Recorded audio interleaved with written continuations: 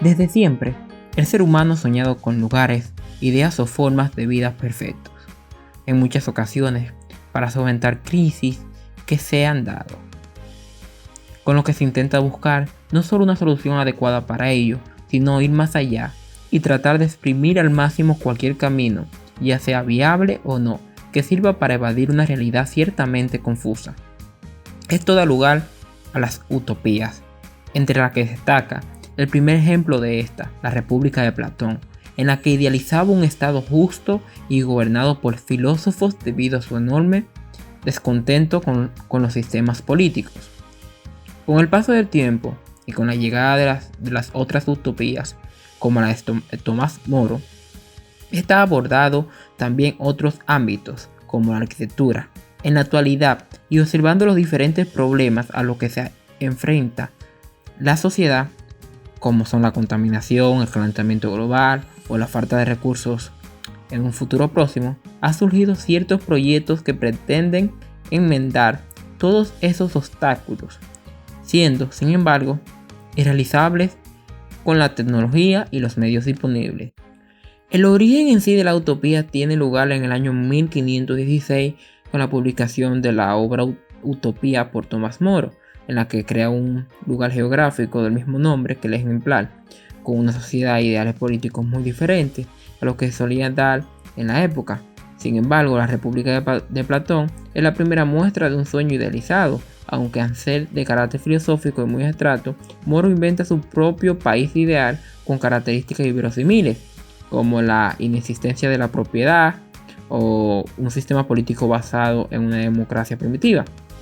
Sin embargo, el significado actual que tiene la palabra utopía difiere mucho de lo que el autor planteó en el año 1516, pues actualmente se trata de un proyecto, plan o doctrina que aparece como irrealizable cuando se concibe y que surge a partir de la búsqueda de soluciones para problemas sociales. Así, las utopías suelen ser ideales de perfección que reaparecen sobre todo en momentos críticos en los que se necesitan cambios radicales, como lo son crisis económicas o guerras. En lo referente a la arquitectura, Tomás Moro marca con claridad la distribución y forma de los edificios de utopía, aunque no se extiende en profundidad, pues se centra sobre todo en el sistema político de la isla, aparte del hecho de que las casas sean iguales en todo el territorio, con una parcela de huerto en la que pudieran cultivar sus propios alimentos. Lo más interesante es la inexistencia de una propiedad privada, es decir, que ninguna estructura pertenecía a nadie, sino que cada 10 años se intercambiaban las casas por sorteo. Obviamente, esta situación que planteaba Moro resultaba totalmente inconcebible en la época, pues no era factible construir todas las casas iguales, ya que cada construcción depende de muchos factores específicos e inmutables. La ciudad radiante, por Le Corbusier. Le Corbusier fue un visionario ya del siglo XX que veía la capacidad de la arquitectura para cambiar el mundo, por lo que llegó a diseñar un gran número de proyectos utópicos, entre ellos la ciudad radiante. Este fue un irrealizable plan urbano propuesto por el arquitecto, que no solo pretendía brindar los mejores servicios a sus habitantes, sino que aspiraba a mejorar la sociedad. Fue ideada a raíz de la Primera Guerra Mundial, pues estaba prevista para construirse sobre los restos de las ciudades que habían sido destruidas. Esta nueva urbe estaría constituida por mega rascacielos prefabricados, capaces de albergar una gran población, hablamos de hasta 2.700 habitantes, dispuestos en cuadrícula cartesiana y funcionando de igual forma que una máquina, perfecta y continua.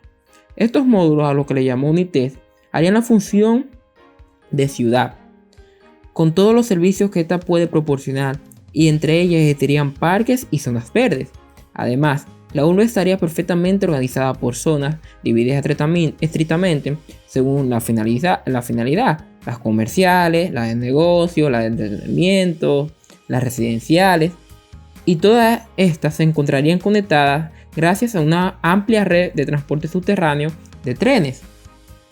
La influencia de esta planificación urbana quedó patente en la capital de Brasil, Brasilia, diseñada por Lúcio Costa y Oscar Niemeyer de manera geométricamente perfecta, segregando la zona de administración de los barrios residenciales basados en los principios de Le Corbusier.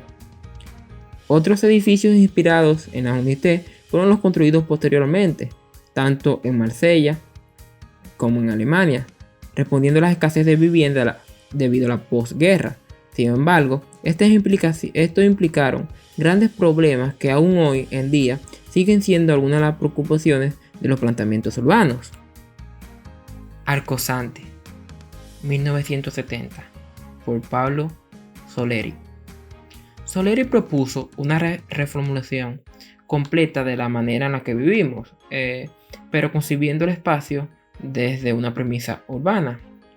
En vez de la bestia de las megalópolis, la ciudad de Soleri es un organismo vivo a la medida del hombre, en armonía con el entorno. No se trata de rechazo de lo urbano, sino de una redefinición del concepto. Las ciudades son un instrumento necesario para la evolución de la humanidad, establecía Soleri. Decía, pero tal y como están concebidas, abarcando un terreno cada vez mayor, terminan transformando la tierra, convirtiendo granjas en aparcamientos y derrochando enormes cantidades de tiempo y energía para transportar a la gente, a los bienes y servicios. La solución que plantea Soleri es la implosión urbana en vez de la explosión urbana. Soleri llevó este principio al espacio urbano y lo llamó arqueología. La arqueología no es más que la fusión entre la arquitectura y la ecología, como respuesta a los problemas que empezaban a definir en nuestro tiempo, que son el crecimiento de la población, la contaminación, la escasez de energía y de recursos naturales y de alimentos, y la búsqueda de la calidad de vida. Arcosanti se desarrolla incorporando todo aquello que le rodea para que no haya una ruptura entre el hábitat de los hombres y lo que les rodea. Las utopías de Buckminster Fuller. Dejó un legado constructivo de ciudades ideales, sinergias geométricas, geodésicas e ingenierías de la mente. En 1968, basándose en la experiencia de las estructuras geodésicas y en su pasión por los dirigibles, Fuller propuso megaproyectos como ciudades nube de kilómetros de diámetro capaces de albergar a más de miles de personas. Junto con Shoji Sadao, dibujó bocetos de la bahía de San Francisco y pensó ciudades tetraedronales también para la bahía de Tokio. La ciudad fue pensada para comunicarse entre urbes por medio de trenes futuristas de alta velocidad, una noción de cambio basada en sistemas de transporte con planificadores urbanos.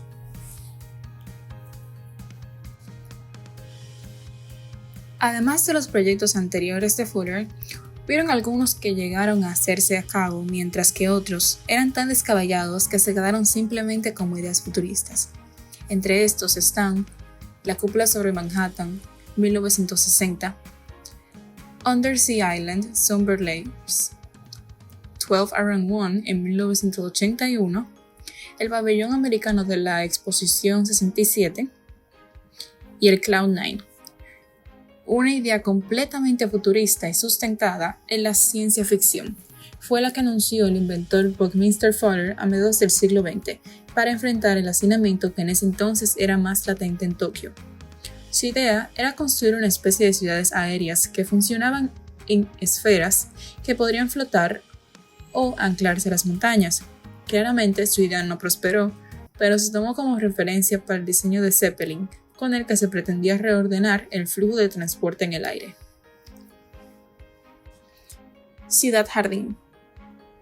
Este diseño se remonta a mediados del siglo XIX, pero no fue hasta 1902 cuando tomó más fuerza con el lanzamiento del libro Ciudades Jardín del Mañana, escrito por Ebenezer Howard, quien es considerado el fundador del movimiento urbanístico de las ciudades jardín. Este planteaba 1. Un núcleo central con edificios principales y centro de cultura, interconectado con otros núcleos menores. Y 2. Los núcleos menores estarían conformados por casas unifamiliares con campos en su alrededor para retener el avance de las construcciones. Otras utopías se encuentra Ciudad Broad Acre, diseñada por Frank Lloyd Wright en el año 1932, una ciudad que es lo que se caracterizaba por ser una ciudad tipo pueblo que no tendría más de 10.000 personas y en donde su principal característica era que los espacios industriales serían reemplazados por los espacios rurales.